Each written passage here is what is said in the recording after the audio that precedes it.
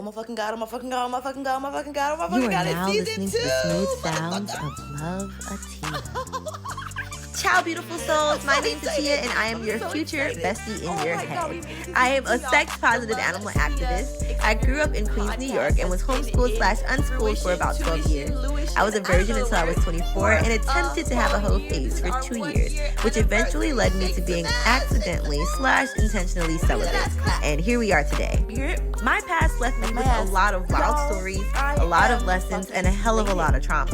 Thank God for my wicked sense of humor, because God only knows I would have perished by now. With that being said, this is your gentle reminder that the Love Atia experience was created as a safe space for me to reflect and share the lessons that I've learned from past trauma. Shit gets real on this podcast, and topics such as domestic violence, sexual assault, substance abuse, depression, anxiety, and suicide may be referenced. If you are working through feeling triggered by certain topics, this may not be the show for you right now, and that's okay. Healing takes time and isn't linear. I'll be here when you're ready. Now, without further ado, the Love Atia experience is an experience. So get ready for laughs, crazy story times, and life-changing pleasure tips here on the Love Atia Experience podcast. I kind of have segments a little bit now, and I have, but so many downloads every week that of people that are just dedicated to listening to my thoughts and listening to me vent. So I'm really so grateful. I'm so proud of myself. And again, I took a break from November to January. And I think that after that podcast conference, I started my episodes back up again, if not even a little bit before that. But I took a 1 month break because I was so overwhelmed and I kind of was losing faith in myself. And here we are. We fucking made it to season 2. And I'm just so thrilled. So thank you for being here along the ride. This is going to be an amazing episode. But I definitely have to give my major love and shout out to my girl, Tori, because without Tori, I would not have this podcast. Okay, I just want y'all to know this. She put me on to the Horrible Decisions podcast a year and a half ago, I want to say. And she had been putting me onto it for the last couple of years. And I just never listened to it for whatever reason. I was anti-podcast. And then she sent me the pegging episode where Mandy, one of the hosts of Horrible Decisions, talked about her experience pegging a guy. And I was hooked and listened to every single episode after that twice of Horrible Decisions. So yeah, then she started putting me on to even more podcasts, and she was motivating me once again for years to start my own podcast, and here we are today. So thank you, Tori. Shout outs to you. I love you so much. Thank you for being the best friend a girl could have ever asked for. My heart is so full. And I just realized the other day that we're celebrating, if not 20, then almost 20 years of friendship. And, I was homeschooled when I was younger. And I remember a lot of people were talking about how important childhood friendships would be. Adults would say in these programs I was in, childhood friendships are the best and you have to have them. And I felt so sad because I'm I didn't go to school, and allegedly that's where you meet all your friends. But luckily, thanks to my parents, I was a very socialized homeschooler. So I was homeschooled from the 1st grade to the 12th grade, if you don't know this already. And I was in every program you could imagine. I was in Girl Scouts, which is where I met Tori. I was in dance classes, acting classes, tennis classes. I taught computer classes to the elderly. I did a lot of stuff as a child. So yeah, I'm really grateful to have the connections that I have and to have formed the relationships that I've formed over the years. And to everybody who said that, me being homeschooled would mean that I was an unsocialized freak, you can suck it. I am a weirdo, and I may even be a little bit of a freak, but unsocialized, I am not. All right, y'all. Today's episode is going to be about a couple of things. We're going to talk about a lot. I want to actually answer some questions that have been asked in regards to me moving out of America for fucking good. And yes, it's for good. I want to make sure that I emphasize it's for good. I'm not coming back. I refuse. And I was talking to my aunt the other day, and she said, you never know where life will take you. And, I had to open my heart up to that because, you cannot tell the universe your plan. You cannot tell God, whoever you believe in. You cannot tell that entity your plan because shit will get mixed up, right? So for whatever reason, I could somehow end up back in the States. But what I do know is that I can't see myself living in the States for more than a month at a time. And if I do live in the States, it has to be LA during not earthquake season. Is there a not earthquake season? Oh my God, are y'all okay in LA? Is everything good? Everything all right out there? The only other place that I could see myself living would be Arizona. But I'm telling y'all, like, I cannot smell United States for more than a month. Even that's fucking long. And I gotta be getting paid like billions of dollars, seriously, to be there. You can't. Like, I can't just... Anyways, that's one of the things we're going to talk about is why I moved out of America, how I moved out of America, and how I like living in Mexico. We're also going to talk about the Secret Garden Pole Studio in Atlanta, Georgia. I have been wanting to shout them out again. I shouted them out back when my girl Lacey gave me a one-on-one pole dancing class. I think that might have been in August. And it was one of the best experiences of 2022, to be honest with you. I like high-key want to say of my life. But I want to really do a deeper dive into the shout out this time and just explain exactly how healing that experience was for me, and specifically how healing just being in the Secret Garden Pole Studio was. Like, pole dancing is healing, absolutely, but it was something about that studio specifically that I can't wait to dive into, and I just want to talk about how much I miss everybody. So if you're like me and are still trying to heal and grow and feel confidence in your sexual and sensual energy after experiencing major sexual trauma, or you just want to tap into your sensual energy, then I highly recommend you stay tuned for that portion of the show. Speaking of sexual trauma, we're going to talk about the time that this guy said that he was trying to stretch me out. The fuck? Yeah. You heard that right, folks. Stretch me out, as in my vagina. As in my vaginal canal. Vaginal canal. What the fuck? And we're also going to talk about how he brought a gun to my house and left it on my table. We're going to talk about all that in this episode and more. I also have this book from Shop Sadora. Y'all already know. That's my favorite Black-owned sex toy shop. And it's called Come As You Are. It's a very popular book, and I really have wanted to start reading it for a while, but I've been reading so many of the other amazing books that I got from my Sadora book haul that I've been trying to stay focused. But I figured that if I read it on this podcast, then we can be accountability partners, and maybe I'll read a chapter from that every episode. I know I said that about When Sex Hurts, but I think I might interchange them. And yeah, well, let's just learn some shit on here about sex and vulvas and pleasure. So without further ado, we're going to start off with this segment, which is called Mommies in Mexico, which is very funny because I mean it as MAMIS, but I also mean it as MOMMY because my mommy is in Mexico with me. I don't know if y'all know this. Like, my mom and I did the move together. I don't even know where to start when it comes to this journey. If you just came to this podcast just to listen about my Mexico experience, then welcome. And I hope that you do either pay attention or tune into not pay attention, but tune into the rest of this episode because I really do have some funny stories to share with y'all. Or go and check out some of my older episodes because, yeah, I just want you to get to know me. This is like my safe space, and this is your safe space too. So I'm super excited. All right, so I had some people send me some questions in regards to my move to Mexico. And so I'm first just going to give y'all a background as to why I moved out of the States and the process of moving out of the States. And then I think I'm just going to like interject thoughts as they come. All right, so I knew that I wanted to move out of the U.S. for a very, very, very, very, very long time. To give you an exact date, it was definitely before 2019. And I only say that because I remember I took the worst fucking vacation, quote unquote vacation ever in my life. Besides that horrible birthday trip that I told y'all about when I turned 25. But other than that, me and my ex took a trip from Atlanta to Puerto Rico, and we took a cruise from Puerto Rico to, I was gonna say, I don't even remember where we went. Okay, we went to Curacao, Aruba, and Bonaire, the ABC Islands. I'm not even gonna do a deep dive as to how tragic that trip was, but we will one day because, like, I had to experience it to be able to tell y'all something. I couldn't have just experienced it for no reason.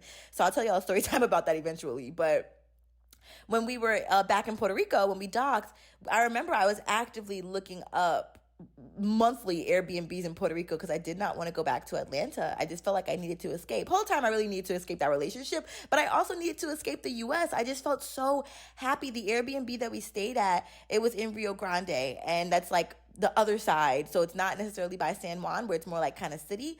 And I remember we had our own personal vegetable and herb garden, and there was just forest everywhere. We were by El Yunque, the rainforest, and it was just beautiful. We were by the beach, and I loved every moment of it. It was just something so free about living outside. And I understand also, let me just clarify. Let me clarify that I understand that Puerto Rico is in the United States technically because the white man wants to claim every goddamn thing, but in my world, Puerto Rico is a world of its own. Just like I don't consider Mexico to be a part of North America. It's fucking Mexico. Like North America, in my mind, just stole it. But let's not have a geography lesson. But just one more thing is that I will say that indigenous people owned all land. Okay, that's it. So anyways, my point is that I knew that I wanted to live out of the country for a while. And 2022 was just the straw that broke the camel's back. Although my mom and I had been planning to move out of the country since 2020. And I feel like a lot of fucking people were, because that was too much. The fuck? I felt like I got beat up after 2020. I literally, thank God I had a therapist already, because if I didn't, I don't even know what the fuck I would have done. But yeah, so my mom had been looking at certain places in Africa to go to, and I had been looking at certain places in South America. And we were going to go to a different part of Mexico. So in 2021, was it 2021 or 2022? I'm telling y'all, my years are fucked up. Maybe it was 2022. Wait, I don't know. Okay, I think it was 2022. My mom and my cousins and I booked a trip to a different part of Mexico where we are not living now.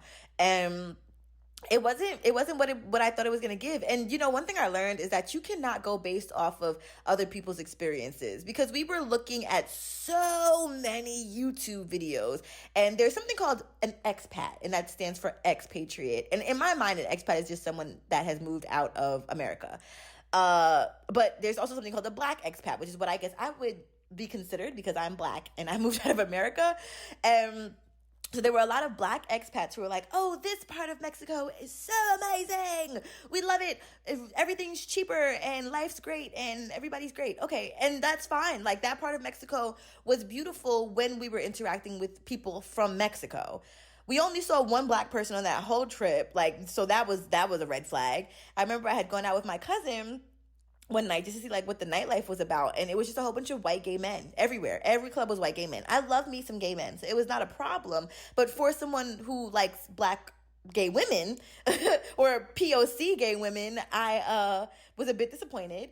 And then also, there were so many fucking racist white Canadians down there. I didn't realize it. I should have known, because I definitely I never told y'all about the time that I was on a dating show. Yo, if you know, I was on a dating show, and it was based in Canada. Oh my fucking God. And this is during the pandemic. I feel like I should include that in this episode, but if I run out of time, I'll put it in the next one. I'm so weak. Okay. But I should have known from my treatment there that there were some racist Canadians, right? But okay, so in this place that we went in Mexico, there, for whatever reason, there were just so many racist Canadians. And when I say racist, I don't mean they were just giving us weird looks like when we were in Italy. No, they were literally saying rude shit. They were touching us. They touched this black girl's hair. When I say us, it wasn't me, because I'm not a fighter, but I will fight. And if my first fight happens to be with a white racist, I just feel like all my ancestral rage will surge, through my bones. Oh my God, I feel it right now. Anyways, we'll talk about that another time as well. But long story short, that didn't end up being a vibe, and we kind of felt like we had to start at square one, and we were like, what is this? We had put all of our eggs into that basket of moving to that one location, so now we had to go home and kind of restart all the research. So we came home. I had always felt like where I live right now was home, and I mentioned this before. I don't ever really say my exact location of where I am, because unfortunately I have a crazed stalker out there who literally hit me up the first or second week I was in Mexico. And I just started saying that I'm in Mexico as the country or the island that I'm on right now. So baby steps. But yeah, so that's why I'm not giving specific locations for those of you who don't know. But so this part of Mexico that I'm in now, it always felt like home. I had been here several times, and every time I came, it just felt so beautiful. So in 2022, once again, my mom and I took a trip here, and it was beautiful. I had a great time. But what was crazy was the last day of the trip. No, not the last day, maybe the second to last day of the trip.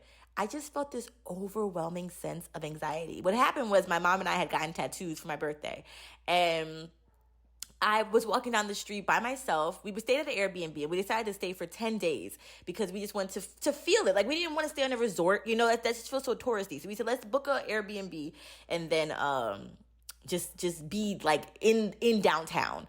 So I went to go look for some gauze for our Band-Aids and for like some saran wrap or something, whatever we needed for our Band-Aids, and some like just plain old unscented soap for our tattoos and shit. Did I say for our Band-Aids? I meant for our tattoos. But long story short, I had an anxiety attack. I couldn't speak Spanish very well, so the language barrier was killing me. I didn't really know where I was, you know, even though I was literally around the corner from my Airbnb. I was just overwhelmed, and I came home and just sobbed in my mom's lap. And it was actually really sad because I said, if this is not the place, then where do I go?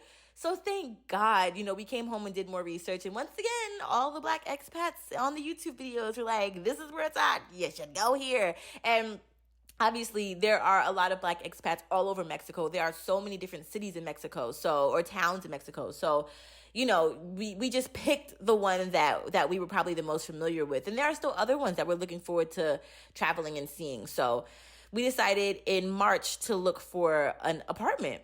And we booked our trip, stayed at a resort, and ended up coming. Now, the blessing, and one of the things is that everything just felt so aligned, right? So there was this woman who owned the Airbnb that we had stayed at in August. And we reached out to her and asked her if there were any places for like storage, you know, to keep our stuff. And she was like, well, you can keep your stuff in my condo. Like I have storage in my condo. And we were like, are you freaking kidding me? Like, what? She literally let us leave 4 suitcases of stuff in her condo. So when we came in March, we brought our 4 suitcases down, checked all of them, and left them in her condo. And lo and behold, when we came back in April, we went and picked all of our stuff up. And that's what I'm talking about the people of Mexico. Like, I have never felt so helped and welcomed and like immersed in a community where people just want you to be okay, you know, and feel okay. Like and I'm not even trying to gas it up. Like, I'm genuinely so grateful for everything that Mexico has given to me. And I hope to be able to give back to Mexico as much as Mexico has given to me. So I just want to make sure that I note that. One thing that I will say is I started practicing my Spanish, which has been really helpful on this journey. So I 10 out of 10 recommend that. I always say this. I never wanted to be the American that's like, you should know English everywhere I go. Like, no, this is their fucking country and I should learn their language. So yeah, I definitely, it's exciting for me to be able to push myself and have something to grow towards. So one of the questions was, do I speak Spanish? And the answer to that is poquito, un poquito. I am learning, and I'm proud of the progress that I've made. A lot of people want to know how I found my apartment, and I went through a realtor because they make it very known in articles, and I highly recommend that you do read these articles and educate yourself. Don't take it as based off of my experience because everybody's experience is different, but finding a realtor, specifically a Spanish-speaking realtor or specifically a realtor from Mexico, is very helpful because if you go in there like a gringo, which is basically like a tourist, I think that gringo is actually like a white American tourist, but I think it's also sometimes just used interchangeably. But if you go in there as a tourist, then they definitely, and correct me if I'm wrong, but they definitely will try to upsell you. You know, it's a common misconception that if you're in America, you have a lot of money. Like, baby, I was barely holding on. Barely holding on, okay? So yeah, they think that you have a lot of money, the people who own the apartments, and will try to upcharge you. So 9 times out of 10, if you have a realtor who is Mexican, then they're able to really negotiate some really good prices for you. Even what I'm paying now, I wouldn't even say that it's the best price that you could pay in Mexico, but I also think that you kind of get what you pay for. You know, I'm used to living a certain kind of life. So you know, you just figure that out. Like, figure out what your budget is. I came in here with a totally different budget, but by the time it was time to find an apartment, I didn't give a fuck. I just wanted to get out of America. So you do what you got to do. But going back to Spanish, I definitely do recommend that you brush up at least on your basic Spanish before you come here, because it's only right. Make sure that you download Google Translate and download it so that you can do it offline as well. That's just a random tidbit. But yeah, I definitely just don't recommend moving to some place where you aren't familiar with the language. Also, the way that I found my realtor is through a friend that I met here in Mexico, who once again is from Mexico. I'm telling y'all, like, I wouldn't be here without these beautiful souls that I've met. Like, I mean, maybe I would have been here, but it definitely would have been even more of a struggle, you know? So I'm definitely grateful. And I'm going to talk more about this when my mom is on the episode as well, because I want us to share our experience together. There are just certain stories that I'd like to share with her, but I want to make sure I talk about the logistics. But yes, I found my realtor through my friend who is from here, and she was so heaven sent because we had actually been sent about maybe 7 realtors from different people that we knew down here, some Black expats that we knew down here.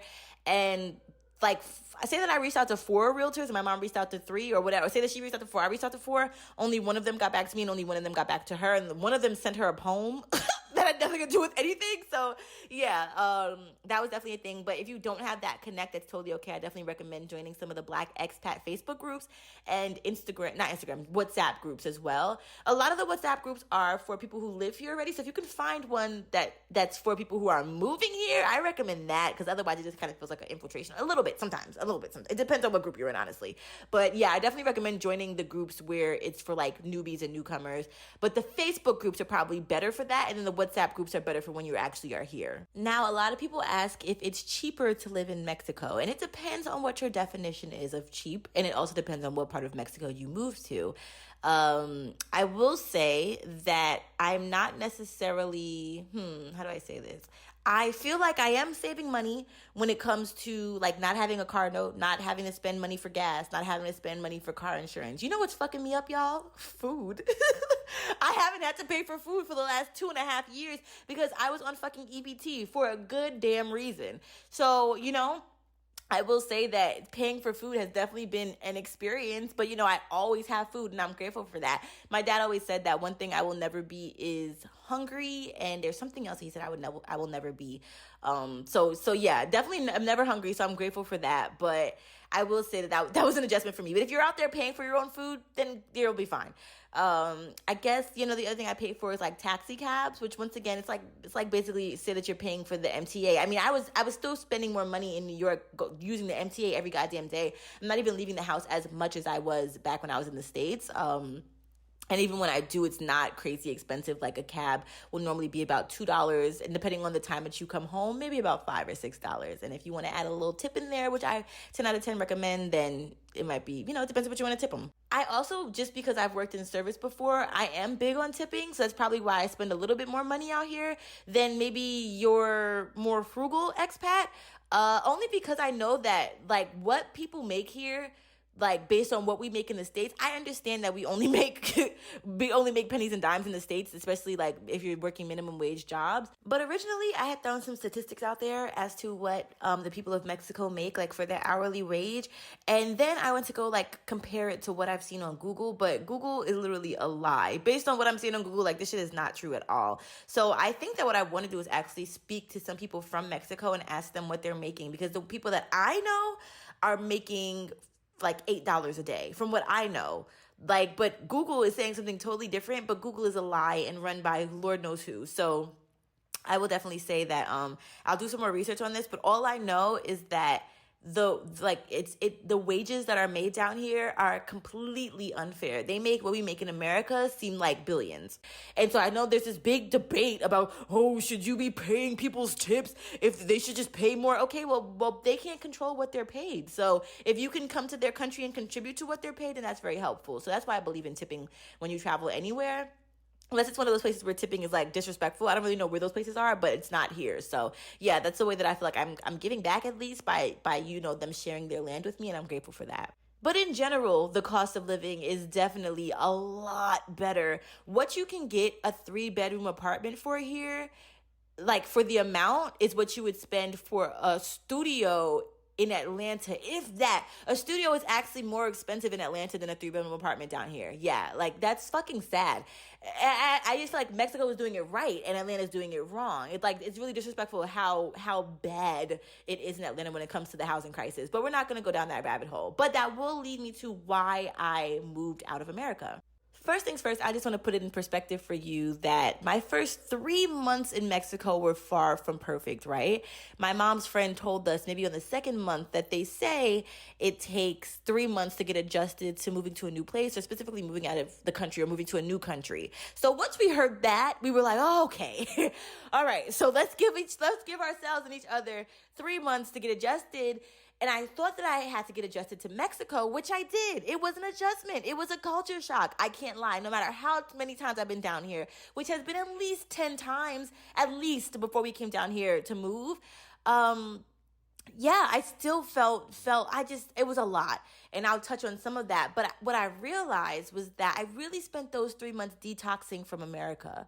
For real. Like the amount of depression that I carried with me from America to here, and you really don't realize how much you're pushing back until you get to a new place where there's stillness. And so all of the distractions that Atlanta brought, all of the distractions that New York brought, you really don't have those here in Mexico when it comes to like having to face your mental health. Granted, I already knew that I was depressed, right? When I was in Atlanta, which is why I wanted to get out. And the same exact thing happened to me, which is crazy when I moved from New York to Atlanta. My first 3 months in Atlanta, maybe more, I was so fucking depressed. Granted, my housing situation was not the best, and I was living with 4 fucking women, plus one of the girls' 2 friends. Wait, 3 women plus the girls' 2 friends. But that's another, that I haven't told y'all that story either. I have to write these down because I'd be like, that's another story for another time that I never remember. So I gotta tell y'all about when I went to the other part of Mexico and it was racist, when I had the 6 fucking roommates, or 5, I don't even know what I just counted, the 5 roommates, and when something else, Puerto Rico? Yeah, that bad trip with my ex, okay. But I didn't even realize that I was depressed when I was in New York. And I remember my mom, I think she low-key thought I was like a slouch. I don't know what the word is, but I was extremely unmotivated. I was in my room all the time, and she was like, girl, you have to get up and like do something. And we didn't have a word for depression back then. Like in my mind, I didn't know what depression felt like. So it wasn't until I moved to Atlanta and was by myself to where I learned like, oh wow, what I was feeling was depression. And once again, Atlanta was a slower pace than New York, so I kind of got to focus on it a little more. Plus, I learned that I had anxiety, because when you're in New York, you are anxious, inevitably. No matter, even if you say you're not anxious, you're fucking anxious. If you are on the road at any point in time, you're fucking anxious, whether it be an Uber or a car. It's just anxiety all around you, especially if you are like into energy work. So when I moved to Mexico, I just learned like, damn, I thought I was depressed in Atlanta, but now that I have to really sit here and feel it, it hit me like a ton of bricks. And it was really, really scary. And I had a really good therapy session, I want to say like the week that I got here maybe. And yeah, it was really life-saving. I remember my mom was going out to this office space in Mexico, which I will talk about because that's where I met one of my dearest friends here. And she, or maybe I'll talk about it with my mom, but she was going out, and we had been going to this office space like for the last 2 weeks to get internet, because we didn't have internet for like the first 2 weeks we were here. And I remember I just told her, like, I can't go. Like, I literally can't go and work. Like, my body physically will not allow me to keep pushing anymore. And I remember I came and laid on my couch. I cried, and I just was laying on my couch staring at the wall for hours, literally hours. Like, I probably took a nap. Maybe, I can't imagine myself staring for hours, but I was on that couch for hours. And it was a lot, y'all. It was a lot. I've been very transparent about my mental health battle and about my suicidal ideations. Trigger warning, I guess I should have added that beforehand. But yeah, I'm not going to talk about that a lot, though. So you don't have to skip past this part. But that's how I felt when I was in America. I didn't enjoy my life. I didn't enjoy being alive, and I didn't enjoy existing. So moving out of America, it's crazy because somebody just posted on one of my comment sections in regards to me moving and was like, yo, every day in America, I wanted to unalive myself. And when I moved out of the country, like, I felt so much better. I'm like, yo, I thought that this was just my experience. So I'm not saying that if you move out of the country, your mental health will be cured, because I did a lot of fucking work. But I do just want to emphasize that America makes it very, very hard to heal. Like, it is a sick country. Literally, they want you to be sick in all aspects, which is why when you look on your TV, every second you see a commercial about some illness that you may have and that you probably need medication for. So I say all that to say, you have to do the work before, during, and after you move somewhere, really. And I think that because I kind of stopped doing the work during the move, that's why I fell apart once I got here. But my journey was what my journey was supposed to be. But please just don't put all of your eggs in one basket and thinking if you change your location and move to a totally different place, you'll be snap of the finger healed. You really do have to do the work, and you can't be scared of doing the shadow work and the dirty work. And you have to trust yourself and your mind and your body to know that you can get through that dark period.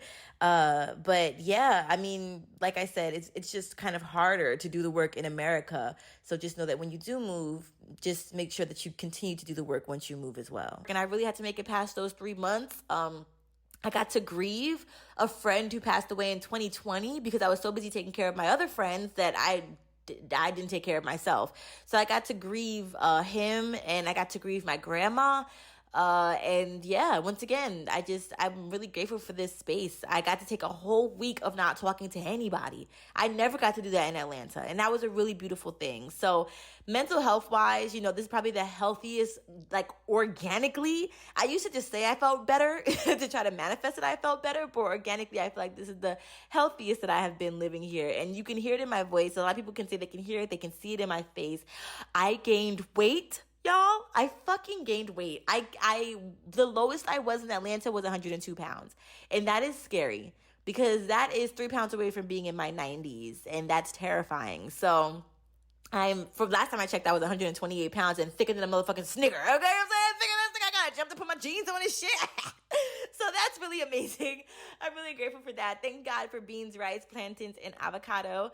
I haven't even been eating as much like faux meat as I used to eat back in the States, which is crazy. I feel like I was eating faux meats with every fucking meal in the States. Here, no, I haven't been smoking.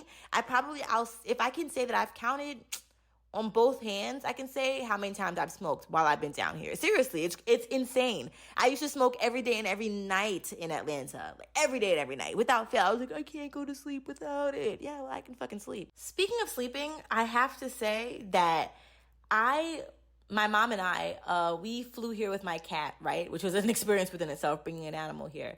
Or not an animal, because she's my baby. But bringing my baby here, my fur baby. But when my mom and I moved here, we were literally running off of 1 hour of sleep. And had to read a 15-page lease on the plane and in the car here, making sure that everything was like legitimately set up okay. So I do not recommend that you do that. And I do recommend that you have your full wits about you and that you do not come exhausted. I also, to be honest with you, don't recommend that you tell people you're moving. I'm sorry. That was one of the worst decisions I ever fucking made. I think that there was this random panic that happened and people just randomly were like, oh my God, Atia exists. We have to see her. And I was like, I've been fucking existed. So by time I got to Mexico, it felt like more than 15. It felt like 50 people stuck straws in me and sucked the blood out of me. Specifically the people who wanted to magically voice their concerns 5 fucking days before we were leaving.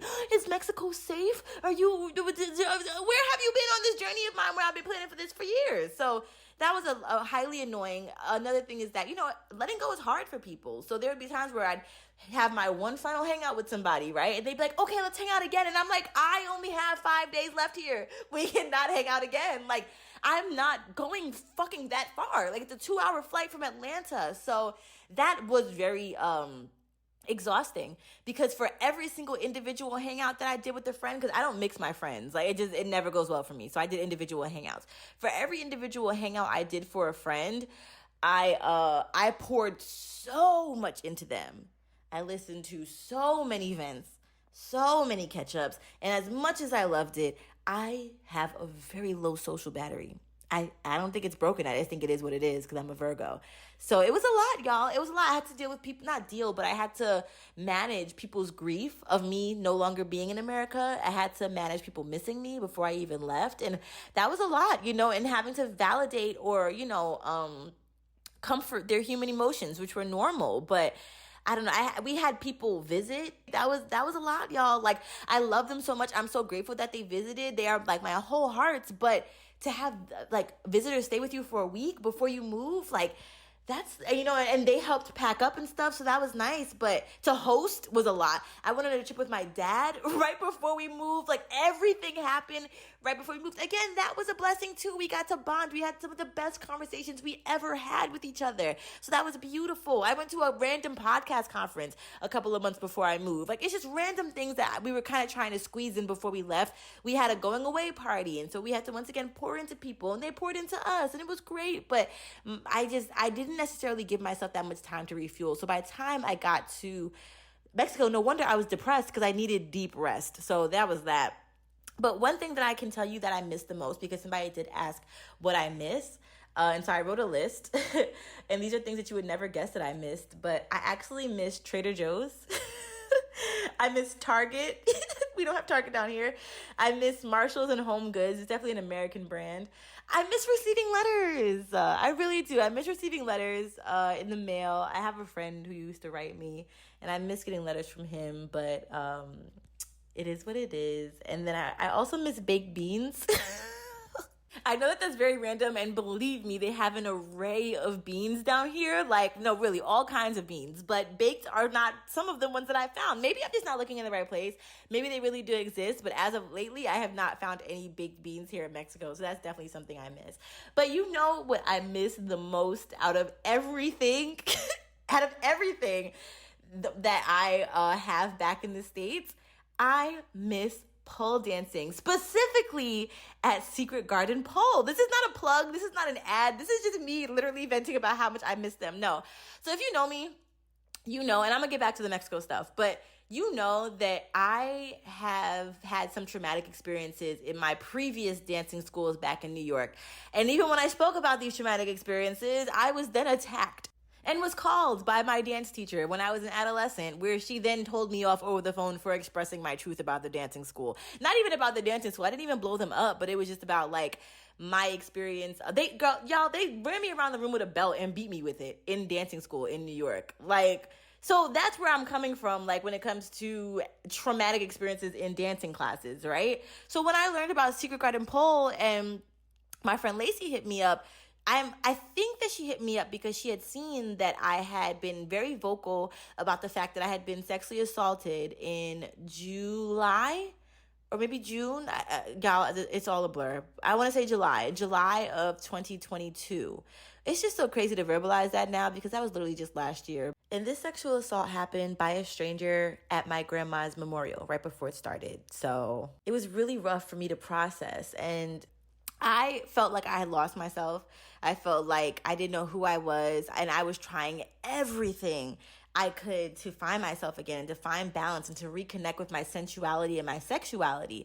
I went and booked a boudoir shoot that ended up going terribly wrong. I got my hair done, and that was beautiful. I tried to do some self-care stuff. I then booked another trip to go see a quote-unquote friend, where I ended up getting sexually assaulted again. So I say all that to say that it was just like I couldn't catch a fucking break. I couldn't. And so when Lacey hit me up and told me about this studio and the one-on-one class, I was so down for it. I was so nervous, but it was everything that I needed. And it was the first time after my assaults that I felt like I was genuinely healing and I was genuinely feeling reconnected back in my body. Besides therapy. Therapy was definitely helping me, but my therapist kept saying you have to do something physical to get this energy, moving through your body. And so this is exactly what I needed. And I think it also taught me to listen to myself, to listen to my body, and to get out of my head sometimes, right? I think both can exist at the same time. So there'd be times that Lacey would do something, and in my head, I'm like, I can't do that shit. And she was so patient and broke it down so elegantly and eloquently that I was able to do it and able to kill it and able to throw my back in it and add some sensuality and throw my weight around and balance myself. And, all these excuses that I made, oh, I'm too tall, oh, my upper arm strength isn't good, oh, this, that, and third. No, none of that. But she didn't let any of that allow me to get in my own way. And I'm really grateful for that. So shortly after that, I ended up signing up for some more classes. And so I want to say my last 3 months, I was in the Secret Garden Pole studio every day. No, not every day. It felt like every day. But like every other day. That's how it felt. Was it the last 3 months? Let me think. Let me not lie to y'all. Maybe it's the last 2 months. But I know for a while I was scared to book a class. Wasn't scared because there was anything wrong with the studio. I was just in my own head, in my own way, scared to just take the leap to meet new people and to go to a new studio. And I had actually gone to another pole studio, and in that other pole studio, it was owned by somebody totally different. I just felt like a fish out of fucking water. It's like everybody knew the rules. Like everybody knew that like in that class, the more advanced people were supposed to go first, and then the newer people were supposed to go second. I didn't know that. So when half the room got up to go dance in that studio, I'm like, should I get up or whatever? Like, thank God there are people in there who were like able to help me out, but I just felt like just such a fish out of water. So going to the Secret Garden Pole studio was so different for me because it wasn't that. Like, we just had our own freedom. You get to be in whatever group you want to be in and find your pole wherever you want to go. I will never forget the time that I didn't have pole shoes, right? The entire time that I was there, all the classes I took, I did not have pole shoes. And there is this beautiful freaking souls, shout out to Azula. Y'all, if you are interested in pole dancing, I'm telling you, you have to go to the studio. But Azula is, oh my God, like goosebumps. Like, I fucking just love her. She's like my spirit animal, my spirit person. Like, I just love her so much. Okay, so I remember that in one of my first classes with her, I had told her my pole name, which is Lola. And so I think she had said that she like one of her favorite people's pole names was Lola, or maybe she knew my name Lola, but there was like some connection to Lola, right? But I just felt like she was just so fucking warm. And so in that class, at one point, I think I was kind of in like the back in the shadows, right? Because they have these really beautiful lights that like illuminate throughout the studio. But I found wherever the darkest area was so that I wasn't seen. And I remember Azula was like, Lola. And I was like, oh shit, she's gonna go off on me because I don't have shoes, this, that. Like, I started going in my head. She was like, come to the front, like, I wanna see you. I was like, come to the front. I didn't even know, so I went to the fucking front, like, I was just so grateful. That moment will be forever embedded in my brain, because as I thought I was gonna get scolded for not having shoes, I was actually highly embraced. Like, she didn't care about what I had on my feet. Like, she just wanted to make sure that I was seen. And that made me so, so, so happy. So I was, of course, addicted to all of the classes after that. And they had sensual dance classes that I took, pole classes. And my one thing that I wish that I would have been able to do is take a series class, because that's where you can go like consecutively and really like get, like, I feel like I just want to be there every day, basically. And so they had twerk classes, and I remember they were like, yo, if you take a twerk class with Sunshine, like, it's a wrap. Like, your twerk life is never going to be the same. It's going to be highly improved. And they were right, because my first twerk class was with Sunshine, and that was the first time I officially met Sunshine, who is, once again, my amazing Capricorn, whom I love so much. She is so utterly supportive, and I just feel like her passion for the studio and for each of the students, and she just wants us all to just love ourselves and feel so glorious. And I just love her so, so, so, so, so much. Like, my heart is just so full. I could shout everybody out. I wrote this long Instagram caption. And I'm gonna post it, but I don't know if anybody's gonna read it. I feel like I should read it in this podcast, but we'll see. I think I'm gonna post it and just hope that people read it, or maybe I'll read it in a voiceover or something, because it's like really long. Like, I poured my whole heart out, but I just really want to just take a moment to thank Sunshine for the safe space that she has created, because she has to know, but I don't even know if she knows like how much of a difference that, if you're listening to the Sunshine, like how much of a difference you're making in people's lives, and how much of a difference you've made in my life, and how much of a difference this studio has made in my life, and how healing this has been to have such a positive experience at a dance studio after I've had several traumatic ones at other dance studios back in New York. I'm just so grateful. I can't like give you enough flowers, truly and utterly. And the amount of encouragement that I got in every single class, like, was astronomical. So please, like, give yourself a pat on the back. All of the teachers, please give yourselves a pat on the back. Like, all the students, I made so many fucking connections. Shout outs to Stacks. Oh my God. Fuck, I don't know my other friend's pole name. So I don't want to like shout her out at the wrong name, but just know that there are so many people. I just want to name list every single one of them, but I'll put them in the caption. So, but I remember Stacks came up to me, and it was like an instant fucking connection. I want to say that she recorded a majority of my videos. I recorded a majority of her videos when it was time to record our routines. Like, you hear her in the background, like, yes, like getting all the angles and stuff. And everybody just gasses everybody up, and everybody just makes everybody feel so good. Nobody judges. I never felt like, oh, I'm so judged. Like, no matter what my strengths were, or what I had to work on, or what my struggles were. There's this one video where I literally, my skin, like, I did the move wrong, so my skin was like holding me up to the pole, and literally in the background, whoever was recording my video was like, yes, and I'm like, oh my God, like, it's the encouragement for me even when I'm struggling. So yeah, I'm so grateful, and I'm so grateful that the struggle never lasted, because everybody in that class, the teachers, the students, always made me feel like I could do it.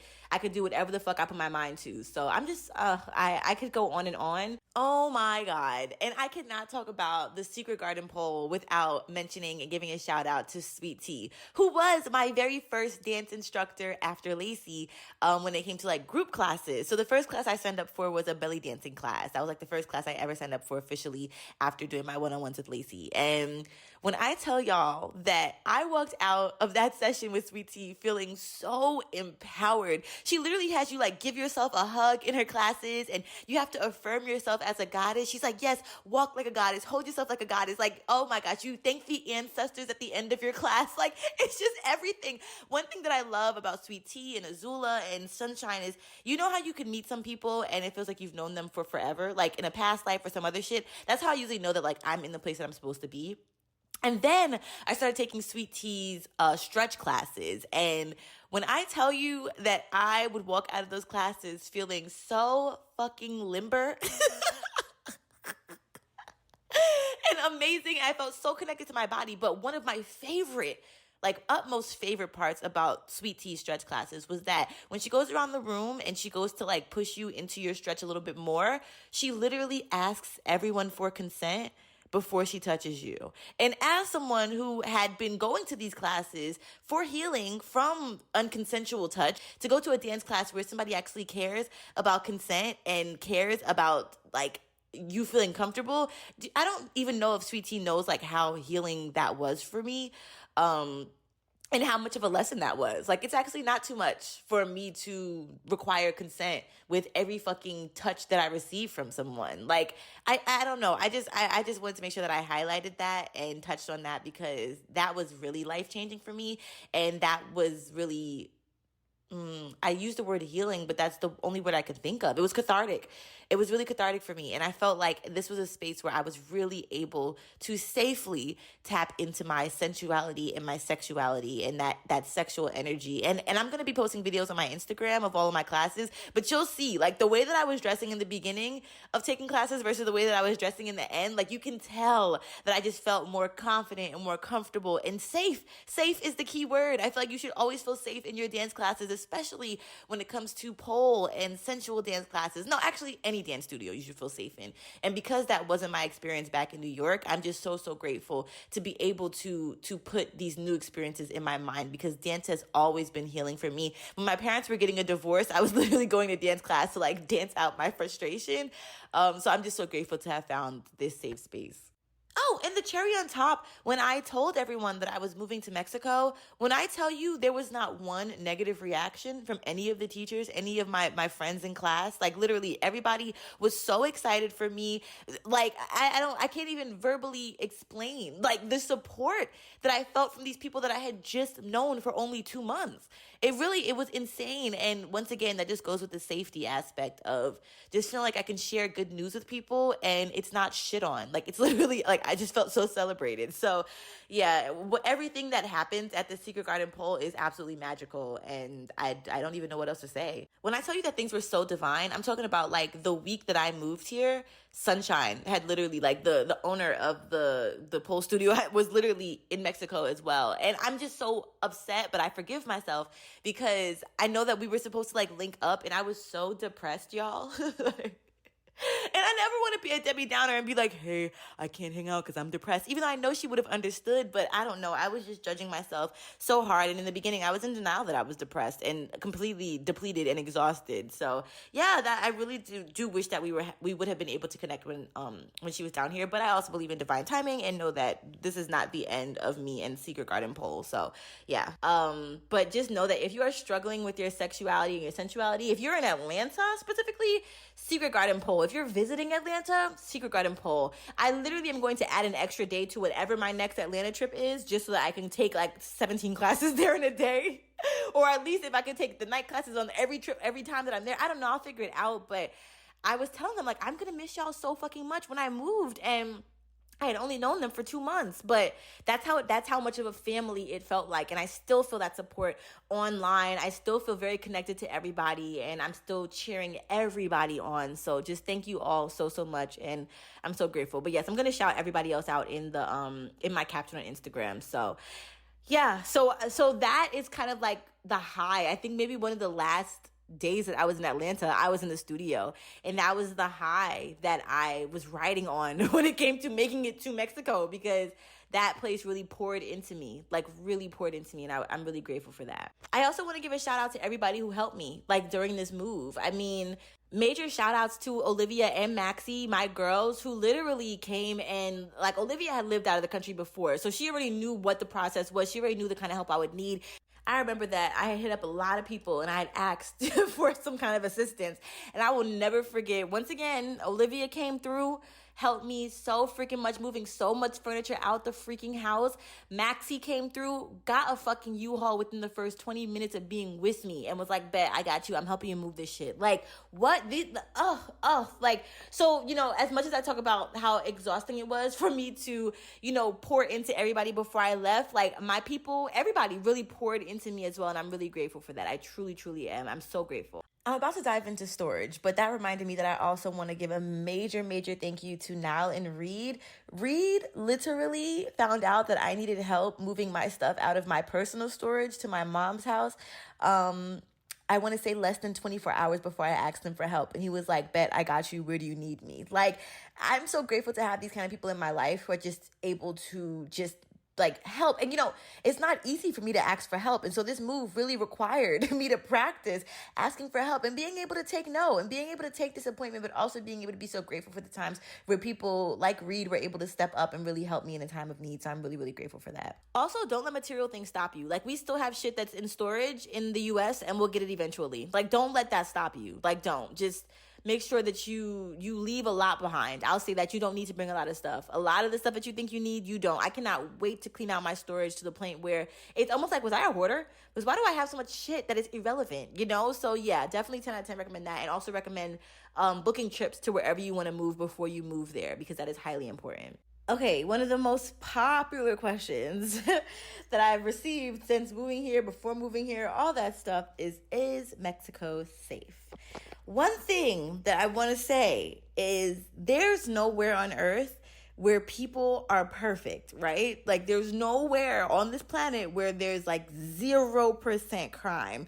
And they be trying to make it like these little European towns that are so fucking safe, but you decide with that what you may. But I have felt the safest here in Mexico than I have ever felt in Atlanta or New York combined.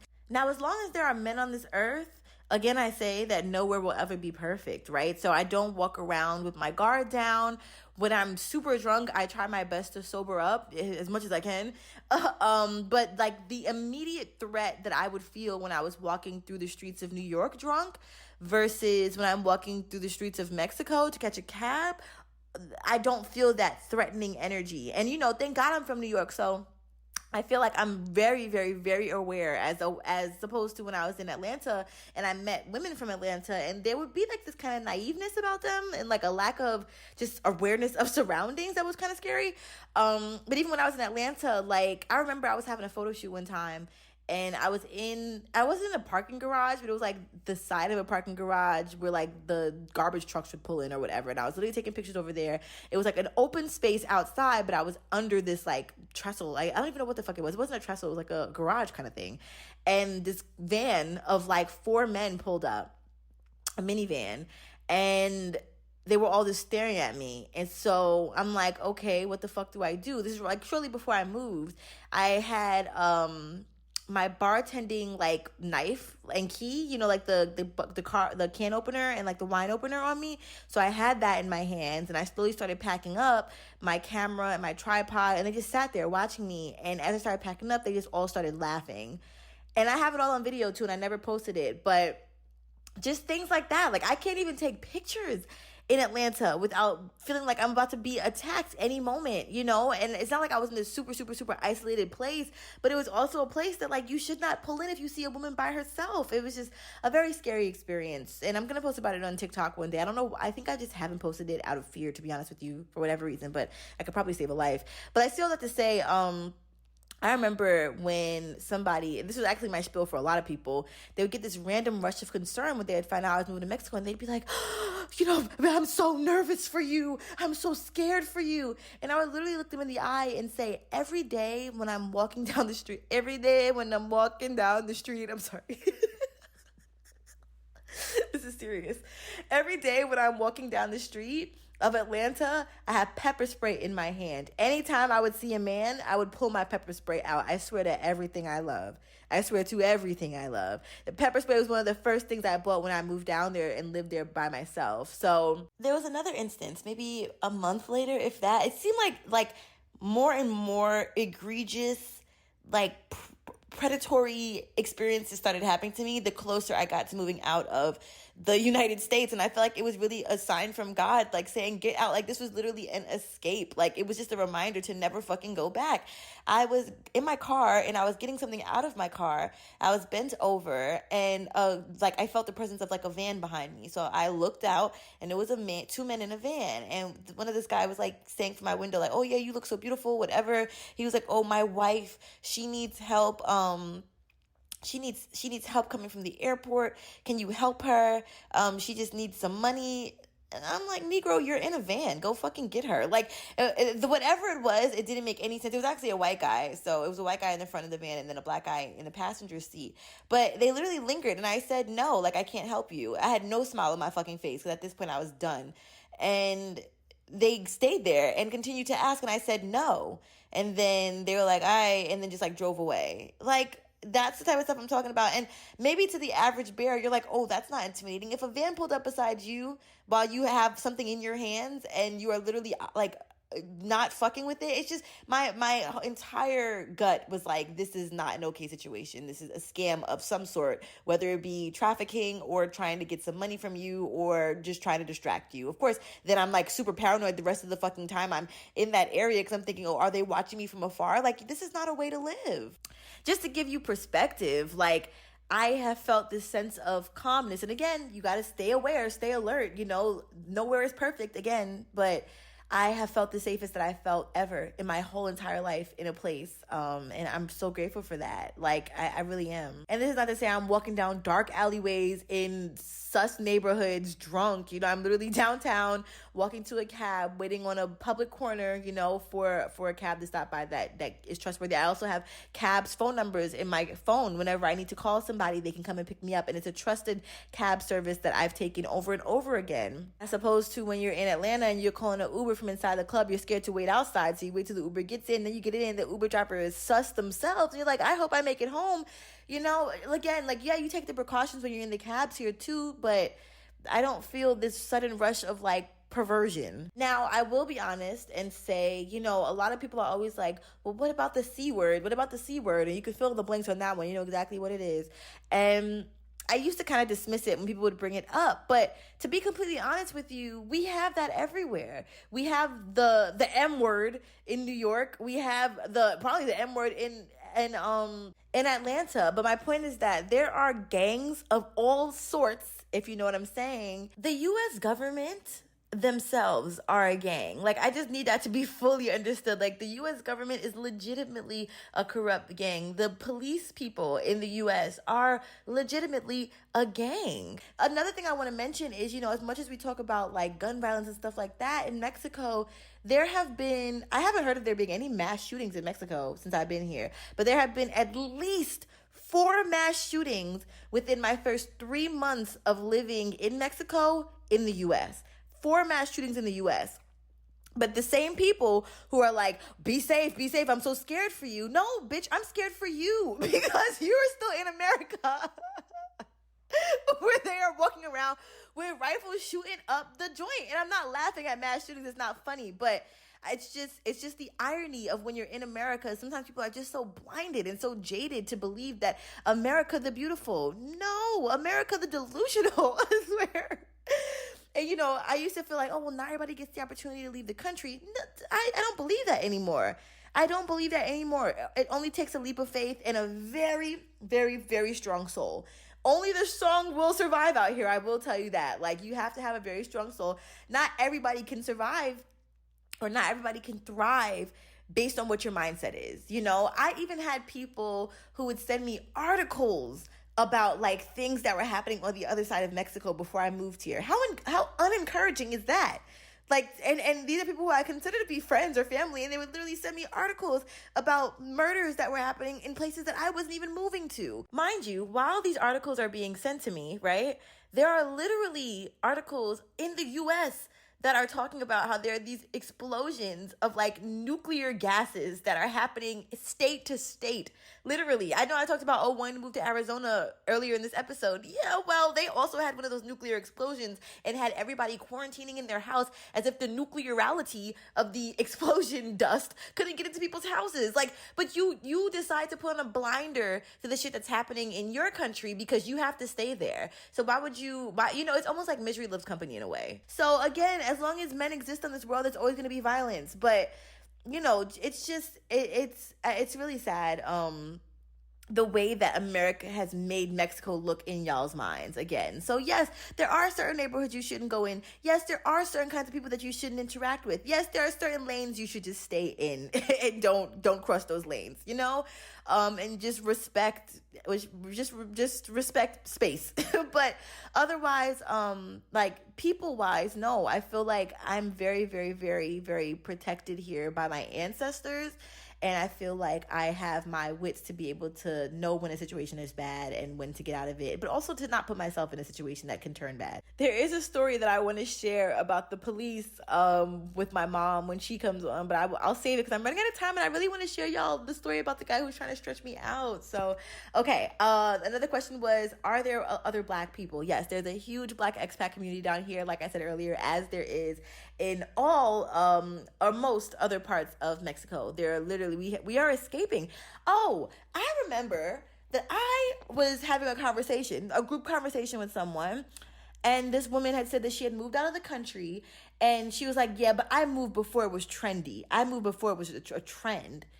And she knew that I had moved out of the country and was living out of the country. And I don't know if she meant to be shady with that comment, but what I do want to say is it's not a trend for Black people. I'll speak for myself, so I'll say Black women to move out of the country. We've actually been doing this for a very, very, very long time. We've been doing this since before TikTok was a thing, before Instagram was a thing. There have been people who have been living out of the States for decades. Hello, Asada fucking Shakur. So yeah, I just want to make it clear that it's not a trend for people to move out of the States. I know a lot of people think I'm coming back to America, and like I said before, God willing, I won't, to live. I'll come visit and shit for work to make money. But yeah, I definitely don't feel like it's a trend. And I thought that was a very interesting thing. That's probably just her own inner stuff, maybe, that she was going through. But yeah, no, we are doing this for survival. I moved out of America because I could no longer survive there. I couldn't do another year there. And I was getting so brutalized by so many things. And when I tell y'all about my assaults, that's just of 2022. Like, we're not even going to get into 2021, 2020, 2019. I'm talking back to back to back to back to back to back to back. I just don't want to re-trigger myself. So, when you feel like you're getting beat up by a place and you didn't choose to be there, I actually chose to be in Mexico. I didn't choose to be in America. So as grateful as I am for certain things that I learned in America and certain of the necessities that I had in America, I'm also willing to make those sacrifices to feel as free as I feel. Some of the other things that I'm so grateful for are, this is random, but to have access to coconut water on demand that's not $7. I'm so grateful for that. My mom just bought a bottle of coconut water in New York and it was like $5. She's just visiting there for like a quick second, like 3 days. But yeah, that's crazy. Cheaper avocados. Yes, cheaper freaking avocados. I literally want to say I can't even tell y'all how much fruit I got the other day for $18. Like fruit, vegetables, everything for $18. I got a huge watermelon in the States. Oh my God, yo. Everything's just so expensive. So I'm so grateful for the fruit. I'm grateful for the fruit stands, the fresh fruit stands from the farmers that come out and sell every day. I'm grateful for grapes with seeds. Because y'all remember the story about when I had to go to 6 different places to find some fucking some grapes. They didn't even have seeds, but they were organic. Finally, I went to 6 places in America, and I found them in Walmart. Isn't that sad? Like, I couldn't find any organic grapes in the U.S. besides at Walmart. And that was the 6th place I had went that day looking for them because I was fiending for grapes. So here we get grapes with seeds, and I'm grateful for that. The constant sun. I moved here for the weather, and the nice people. I moved here for the nice people. I'm so grateful for everybody. I'm so grateful. But yes, there is a Black expat community down here. I can go on and on about how much I love the Black expat community out here and how safe I feel with them and how accepted I feel with them. I literally just did a line dance class the other day, and I learned the Tamiya dance. to can't get into, oh, y'all can't tell me shit. Because I don't feel like it really reached the U.S. yet. Like, I mean, it's there, but do people really know it? Do y'all really know it? Because I do. So, yeah. I'm really grateful for experiences like that. They have like R&B nights and karaoke nights and all this stuff. And, you know, yes, there are some people here who may have their issues. You know, not everybody came here to heal. And I learned that as well. Not everybody came to Mexico to heal. Some people came here and are just stuck in their American stuff. And, you know, that's their journey and I can't judge it. I'm just here to just have a beautiful time. So I'm just grateful that I opened my heart up because I got to meet some really, really, really, really, really beautiful souls. Like, for real. And it's also nice because, you know, you feel like you met your people because these are also people who feel like they needed to escape from the U.S. and they saw the problems that you saw and they have the similar beliefs and values that you have because of why you moved out of the States, and their blinders are kind of off, you know? So not to say that everybody in the States has blinders. I think that there are some people who find balance. Some people who come down to Mexico or to other places and live as snowbirds. You know, some people have to make a living in America and then they come back and forth as they please. You know, do whatever makes your heart happy. But for me, I just had to get out. So those are going to be all the questions that I answer right now. But some more questions that I'm going to answer next time are, do I experience racism? What has my greatest highlight been thus far? How is my move out of America and what had been my biggest culture shift that I experienced? And there are some more too. So yeah, if you want to add to that list, like I said, I have a couple of more, but you can email the Lovatia Experience at gmail.com. And also I have a Pleasure Positive email blast. You can head to lovatia.com/sign up and sign up for my free Pleasure Positive email blast where you will get my pleasure playlist that you can masturbate to. And speaking of masturbation, if you need some toys, head to shopsadora.com. I'm about to do a review for a toy called The Bird, and I'm so fucking excited. Well, it's from the Bird, but I'm so excited. And I'm going to tell y'all more about it when I get it. But yeah, it's a fucking like pulse toy, but it also has a vibrator underneath it. And like you put the suction of the pulse on your clit, and then the vibrator like vibrates the rest of your vulva at the same fucking time. And it's so cute. And then you could use it as like a nightlight when you charge it. It's crazy. But anyways, I'll keep y'all posted on that.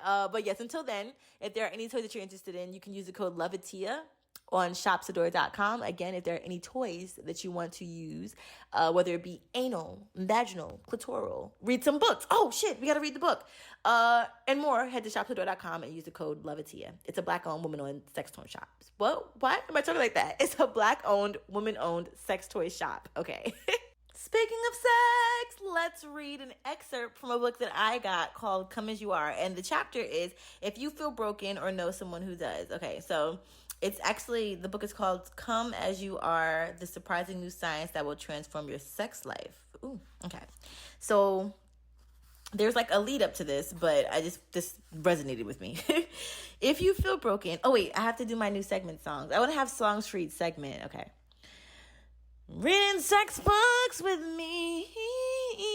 All right.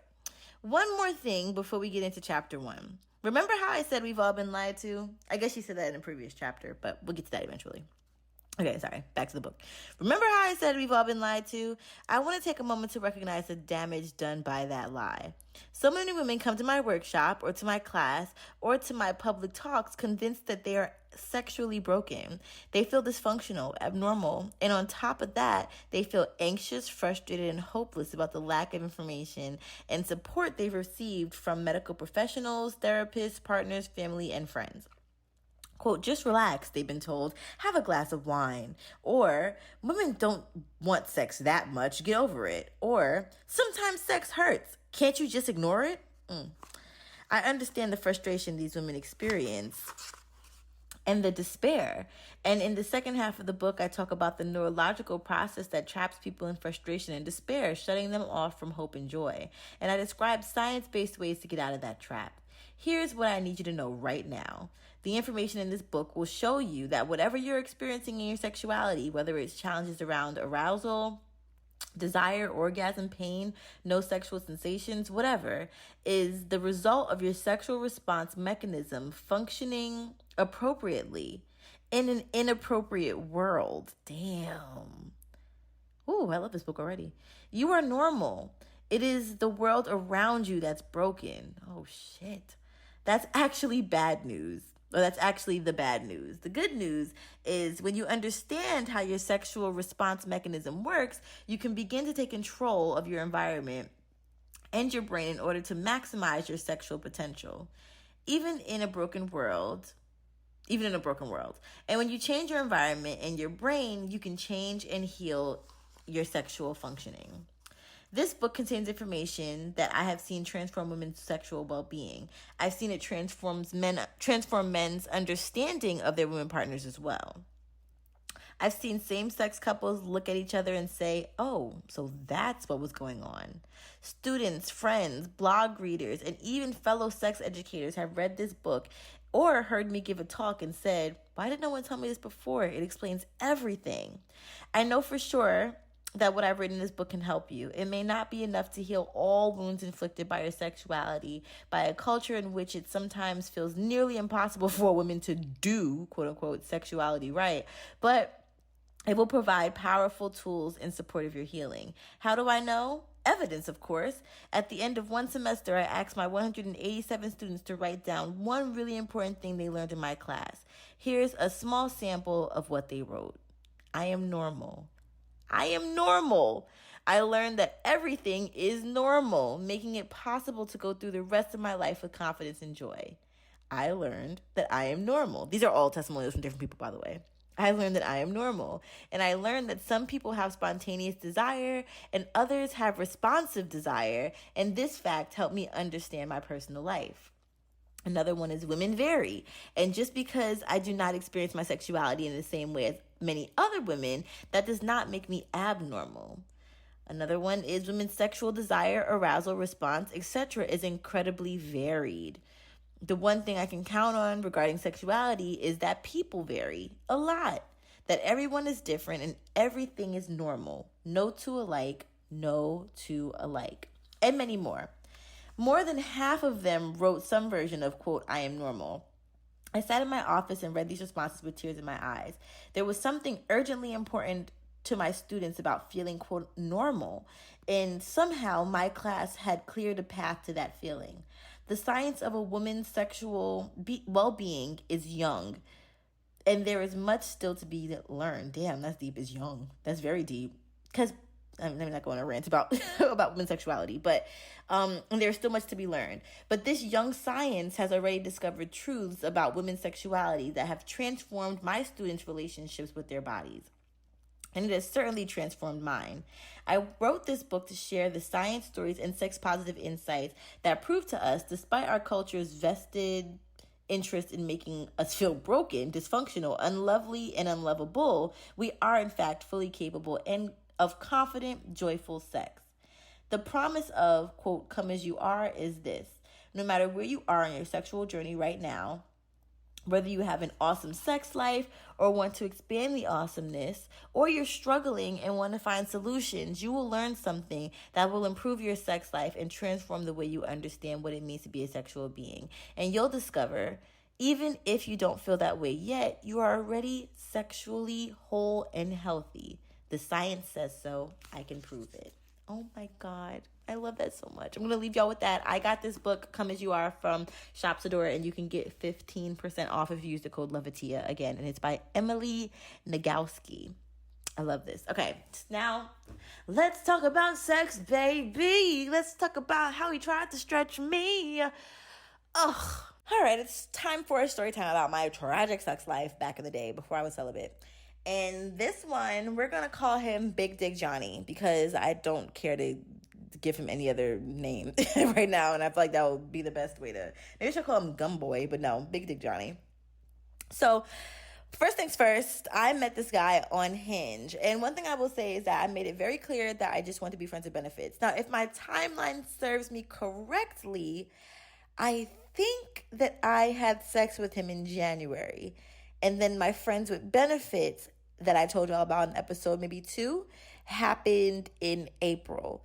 So I only had sex with Big Dick Johnny one time. Big Dick Johnny was from New Orleans, and I was told to tell that a lot of men in New Orleans have big penises. But this really set it off for me, and I feel like this is kind of a true fact. But anyways, Met him on Hinge. He was kind of unhinged, but you know, I feel like I kind of ignored all the red flags. I invited him over, and he ended up coming to my house. I want to say at like 2 o'clock in the morning, 1 o'clock in the morning, real late, like really fucking late. He was very cute. He looked like a little hedgehog, and I don't know how long we were talking on Hinge before he came over, but I do remember that at one point before we had sex, I think we were talking on Snapchat, and he would like send me nudes, and I felt like he would like low-key pressure me to like send him pictures. And I would never send him like legit nudes, but I would send him like lingerie pics or whatever. And I also remember that he had called me on FaceTime one time, and I can't remember if this, I think this had to happen before we had sex, but he was like masturbating and had like asked me to masturbate, and I pulled out like my big ass Hitachi wand. I was masturbating with him, and yeah, like I just felt like it was just awkward for me. Like I had never mutually masturbated with somebody on FaceTime before, and it was just like an awkward experience. Now, let me break this down, and also let me not even say this till the end actually, but he comes over to my house, no pun intended, and he's like, "Oh, do you have a pair of basketball shorts?" And I'm like, "Oh yeah, I do actually." So I go to get him the basketball shorts. He had on like jeans or some shit like that. I come out of my closet, and this Negro has a gun on my nightstand, a fucking gun. And at this point I would think that my life was in danger, but I think that my hormones were so fucking just out of sorts that I just decided to ignore the fact that he put a weapon on my nightstand, and I handed him the shorts. And then I remember he was like, "Oh, like whose shorts are these? Like, who did you get these shorts from?" And I was like, "They were mine. Like, I used to want to be a ballless lifer, and I bought a pair of basketball shorts and like 3 pair of elite socks."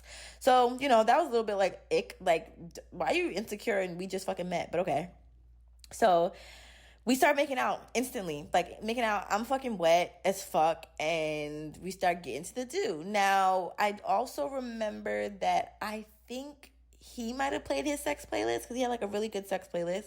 I remember our foreplay being subpar. Like, it just kind of got into it. Like, it just kind of dove in. I don't remember him giving me head, but I'm not going to say that he didn't give me head. But it wasn't memorable. This is definitely around the time that I used to dissociate, like, a lot, especially during getting oral sex. So, granted, remember, this is almost a year after my relationship ended at that point. Because say that my relationship ended February 2020.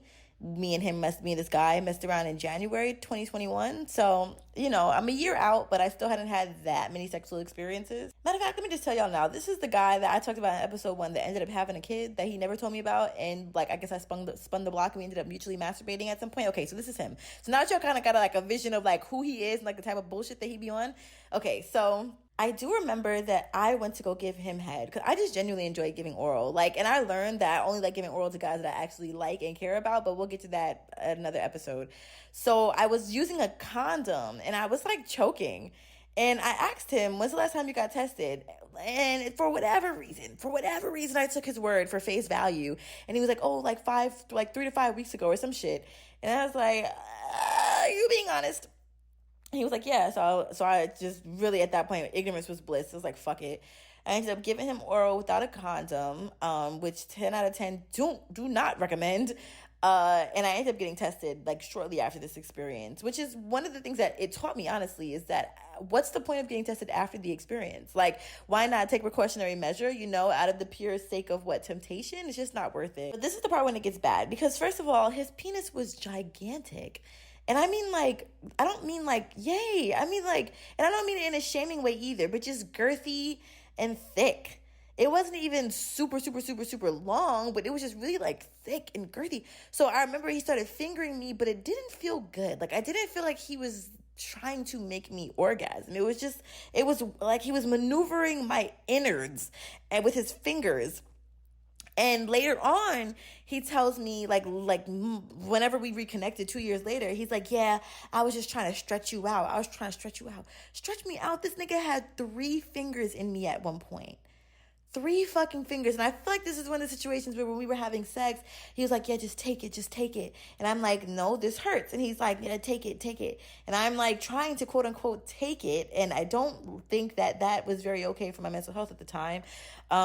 So he was once again another person who taught me, you know, if they don't take your fucking "it hurts" it hurts, then just stop. I should just start screaming if that ever happens to me again. Like, I'm going to just start screaming bloody murder, like, help, help, until they get off of me. Because, like, what the fuck? Like, that's one of the reasons I don't have sex anymore, because I can't, like, anything will trigger me at this point. But it makes sense why that would trigger me. Like, why him trying to stretch me out and then having sex with me when it hurts would trigger me. He also tried to claim that he didn't have a condom, and I was like, don't worry, bro, I do. Went to go get a condom, another red flag. So although this whole instance was, like, really fucking bad, I'm grateful for the red flags because I learned so much. Like, I'm never having sex with a guy who doesn't have a condom. And granted, you know, I was pissed that I didn't have sex with Mexico Man, but he didn't have a condom, and I told myself that was going to be my rule, and I'm really proud of myself for sticking to it. So yeah. And half the time they do have condoms. They just want to have raw sex with you. Honestly, y'all, I probably should have told this story a little bit sooner in life, because I don't know if I just blocked it out or if I grew from it or if I just have had other experiences. But that's all I remember. And I also remember after the sex was done, I definitely did not orgasm at all. I disassociated through the whole thing. So that's probably why I can't really recall much of it. But I remember he made it seem like he was going to leave. And Shorty ended up spending the night. And we watched this Medea movie. And I was like, he was being so cool. We weren't cuddling, though. I don't remember. I don't think we were cuddling. There was no aftercare, and I do remember that because I remember, like, all of my posts regarding aftercare were in regards to what I did not get from him. And I remember, I don't even think we hugged when he, like, left my house that next morning. And he didn't wake up until, like, 3 p.m., which is also a thing. So I'm like, did you just, like, use my house as the place to stay? Like, he had a home, but why'd you stay so late? And even our interactions, it was like he wanted to be cool with me, like when we were watching the movie that night, but it didn't feel authentic in a way, because I'm like, we're friends with benefits, but I don't feel the friendship. So maybe that's what he was trying to, like, do, but it just didn't feel authentic to me. And then that next morning, I told you, he didn't hug me. He just left, and it was just weird, like, no hug, no kiss. And then I texted him and was like, hey, like, I'd love to do that again. Like, that was fun. And that was just because my friend told me what to say. Like, I definitely would not have said that, but I was just reading off the script she sent me. No shame to her. Like, I asked for the script. I didn't know what to say, but I wasn't gonna say that. And then he was like, yeah, I'd be busy, so I don't know, like, the next time I'm gonna be able to see you. Lo and behold, the next time I saw him was 2 years later. Or 2 years later, a year later. It was a year later. Yeah, because 2021 and then August 2022. But anyways, I still have to say that my experience with that, on all the things that it taught me, was don't spin the block, because if the first experience isn't good, second experience probably isn't going to be that great either. Unless anybody's had a different experience. Like, if it was fucking traumatic, don't. I don't know. 2, don't have sex with him if he doesn't have a condom. It's just rule of precaution, because, like, what, you just be out here fucking raw? You knew you were coming over to my house. Like, you knew what we was about to do. We talked about it via text all the time. 3, if he's pushy outside of the bedroom, he's going to be pushy inside of the bedroom, because I definitely felt like I didn't want to send him, like, the semi-nudes that I sent, and I didn't want to send him, you know, like, I didn't want to do the masturbation on FaceTime, but I didn't want to seem lame. And now I don't care if I seem lame. Call me the lamest motherfucking loser ever, because I just don't. Like, and situations like this just always make me reflect and wonder, you know, why I'm so timid and scared around men. But it's like, these are the situations that I was in which built me up to this point. This was before the assaults, you know? So I try to give myself grace, and now that I reflect on this, the small portion of it that I reflected on, I'm grateful, because I feel like I learned so much from the situation, you know, and I'm never going to be put in a situation like that again, you know, especially because I won't be on no goddamn dating site. And it's crazy because he stayed on that dating site for, I want to see, like 2 years. I was on and off that bitch. Hinge, I was on it for a week, off it for a week, but every time I would go on, I would see him like, damn, you still on here? Not me judging him, because I was still on there too. I guess I had my whole phase, you know, I talked about this in another episode, but I had my whole phase for a reason, and I guess it was to get me to this point. And yeah, you know, as I said in episode 1, my mutual masturbation with him was trash. Definitely recommend that you do mutual masturbation with someone that you're comfortable with and feel safe around, and that offers aftercare and doesn't turn their back on you and judge you for taking a long time to come. Nigga, maybe you just didn't make it a safe, comfortable environment for me to come. So yeah. If he puts a gun on your fucking nightstand, that's a red flag. I don't even know what advice to give for that, because I don't know what would happen if that was me. But yeah, it just all around wasn't okay. Out of all of my sexual experiences, like I would never want to be with somebody who'd want to literally rearrange my anatomy. And I'm pretty sure he was hitting my cervix based on what I remember his length and his girth to be. Although, like I said, like he wasn't the longest I had ever had. It was just a lot. And then I posted a status on TikTok, I think I told y'all, and I was like, the time that his dick was too big and like he brought a gun to my house, and I wasn't even following him on TikTok. Why did that shit end up on his For You page?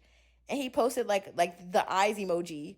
I think he still follows me to this day, to be honest with you. And I'm like, why do you still follow me? Like, you don't fuck with me, I don't fuck with you.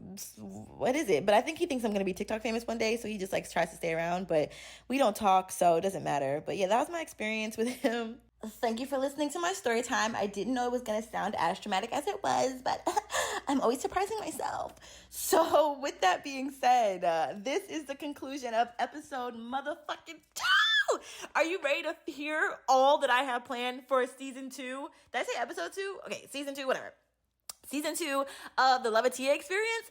Well, first things first, I have to give a major shout out to heavenhighnyc.com because I got shouted out and put in the same list in their email blast as Beyonce and Keke Palmer when they shouted out Virgo season. And I'm just personally so sentimental that I screenshot it and I'm saving it forever. If you're not familiar with Heaven High NYC, they are the best edible weed, shroom, everything company ever that I've ever experienced, and they do deliveries in New York City and they also ship. So be sure to head to heavenhighnyc.com and place your order today.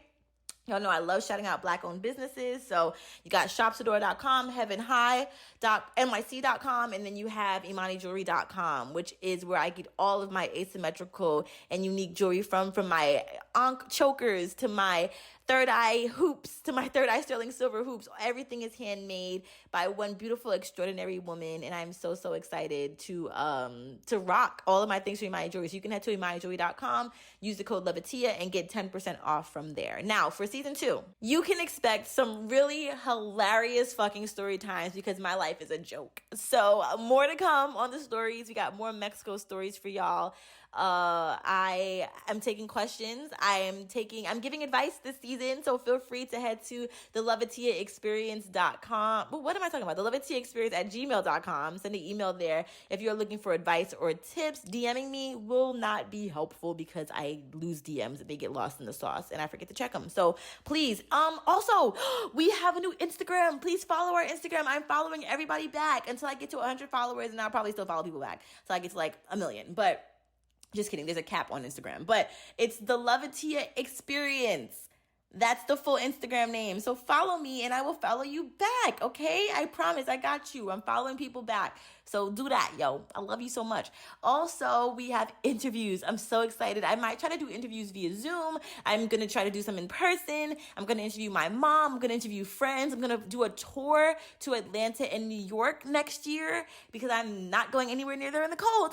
So next spring, that will be happening. But until then, I'll be doing a lot of interviews in person here with the beautiful people that I've met. And like I said, via Zoom, see how that goes. And yeah, I'm just so fucking excited, y'all. We made it to season goddamn 2. So I need you to literally follow me on Instagram. Stay tuned for updates. You can follow me, my personal page, Love It Tia, and then the Love It Tia Experience. I'm on Twitter. I'm on TikTok. I'm everywhere. I'm in your dreams. Oh my God, side note, I keep having the most vivid, long-ass dreams, and I keep getting, like, low-key action in them. Not even, like, really action. Like, I keep getting intimacy.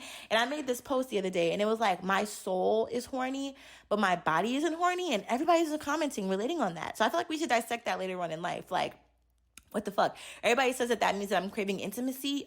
Yeah. As a demisexual, I need it. Even if I don't fucking have sex, I don't want to have sex. I just want somebody to hold me and tell me everything's okay. Well, not everything's okay, because I know everything's okay. Everything feels okay, but I just want somebody to hold me and fucking, like, rub my bald head. Oh my God, I cut my hair. Did y'all know that? If you don't know that by now, if you don't know me by now, if you don't. All right, y'all. So yes, I can't wait. I want to have like story times on here and do Q&As and shit and respond to all the emails. And I can't wait. I'm going to have like legit segment names and branding and everything. It's time. So yes, I'm so excited. The mic is on. The mic is on. Inglewood, if you are a Beyonce fan, then you probably know what that's a reference to. By the way, I'm so jealous of everybody who went to the fucking tour. Like, I be trying to act like I'm not. I am. Sometimes I be skipping over videos because I'm just, and every like, show is better than the next. So then it's like, oh damn, well, even if I would have went to the tour, like I would have been mad that I went to this place because then like she did an even better show at this place. So I don't know. I guess, you know, the show you see is the show you're supposed to see, but I've seen no show. I've only seen them on TikTok and Instagram. But low-key flex, she did host 2 shows on my birthdays, August 26th and 27th, in 2018, I think. So I'm just saying, she obviously loves me and I'm obviously her prodigy. But yeah, please give yourself a hug for me. Give yourself a round of applause for being the best fucking human on this earth. Don't forget to be kind to yourself and to be kind to animals. And I love you so much. My heart is so full and you are so amazing. You are so divine. Please look in the mirror and say some sweet, sweet things about yourself because you deserve it. And I can't wait to see you in 2 weeks. Mwah. Besos.